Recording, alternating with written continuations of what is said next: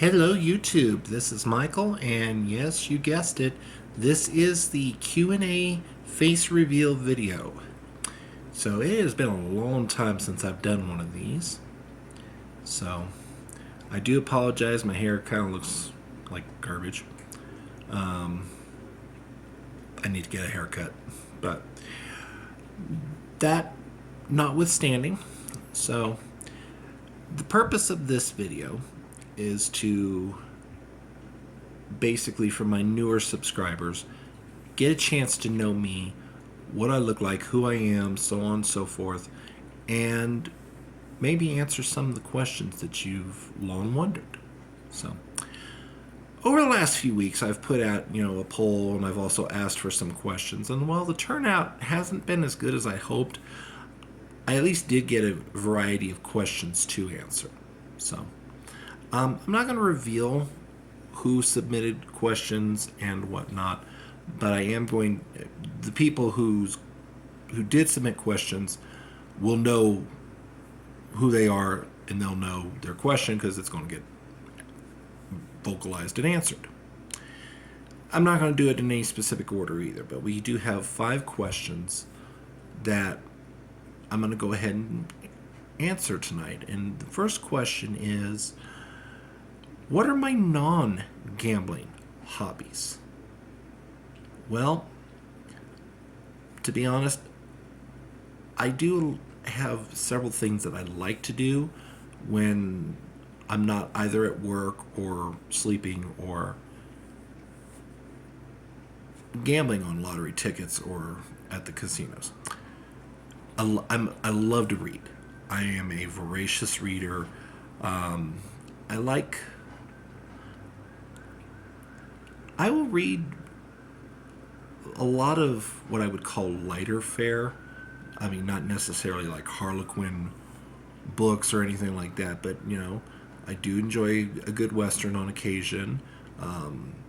Growing up, I loved Roald Dahl, author of such works as Charlie and the Chocolate Factory, Matilda, James and the Giant Peach.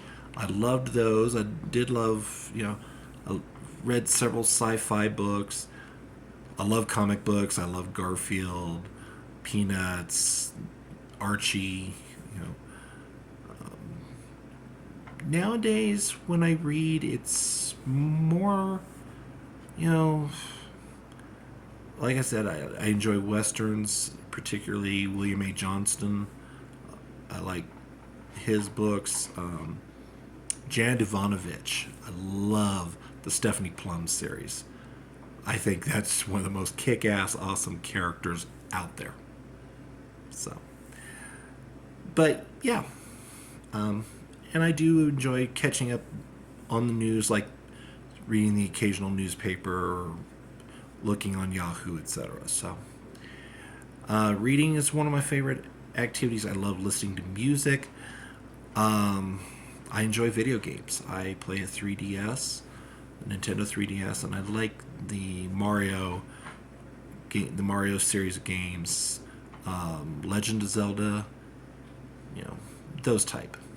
So, I hope that answers the question adequately. All right, I had another question submitted. This one was, if I were to win a life-changing sum of money, like for example $1 million, would I quit playing?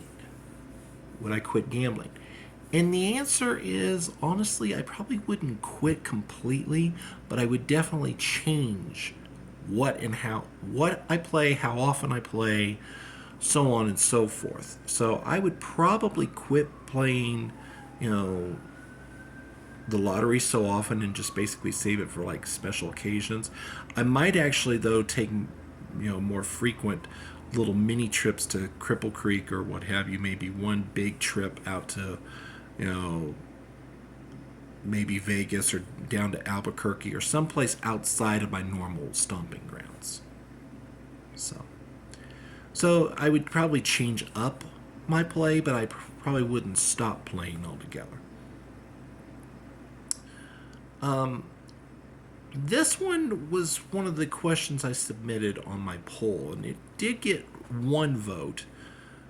So, somebody obviously wants me to answer the question. So, I'm going to. And the question is, what is my all time favorite scratch ticket?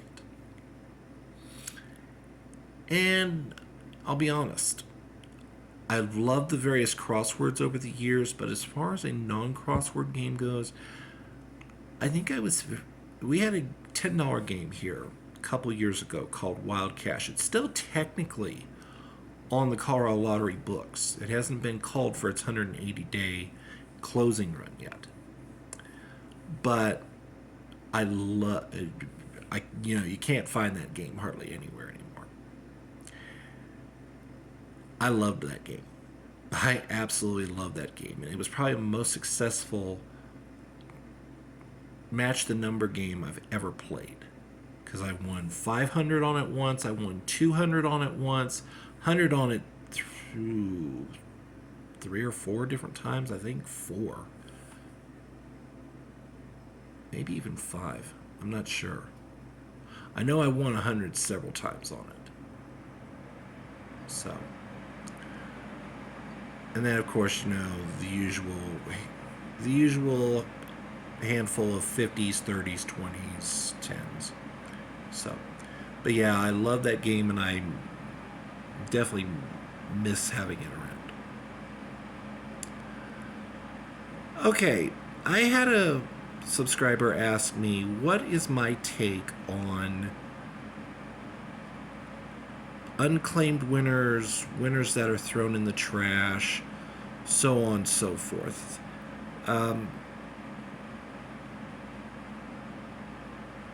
Basically, what that subscriber was trying to get at is, what is my opinion on people who don't pay attention playing lottery games, and they either miss a winner or they are careless and throw it away or whatnot.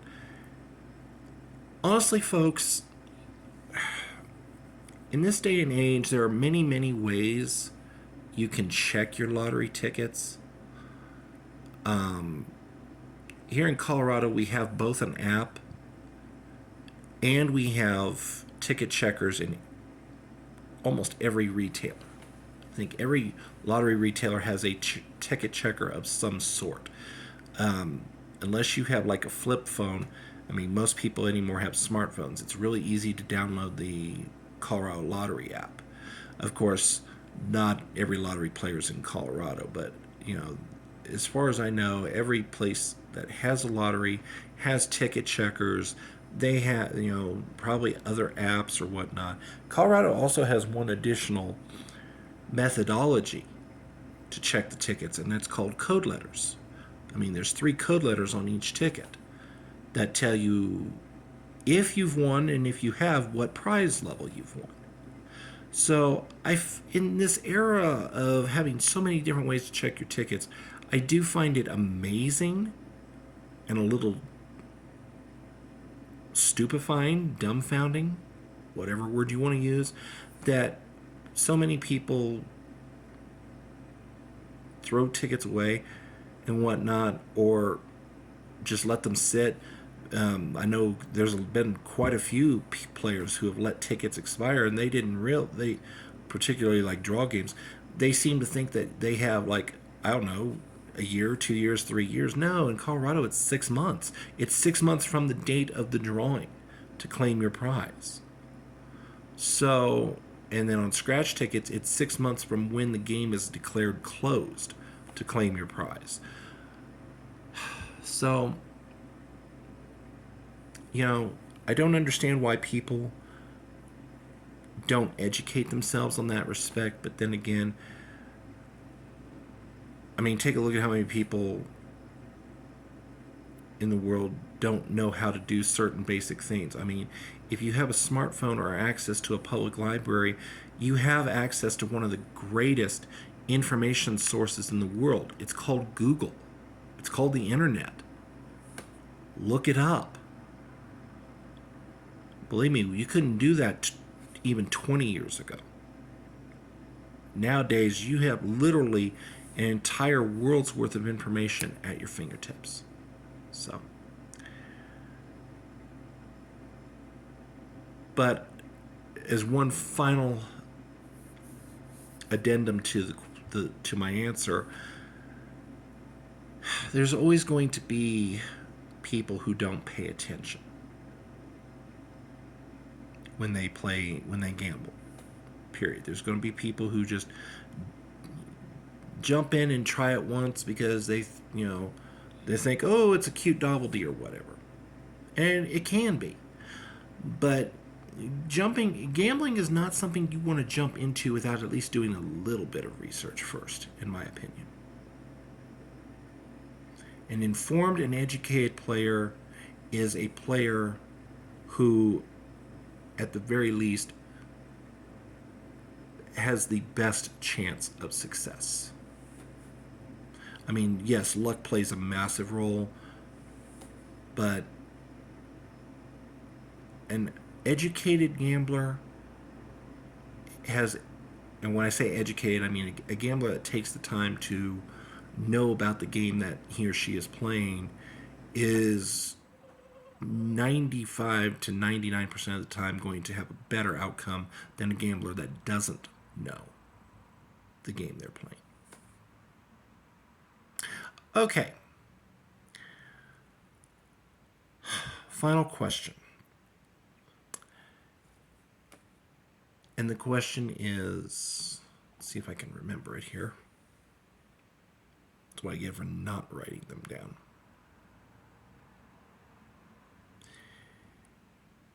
See, I've done the one about the life-changing sum of money by non-gambling activities.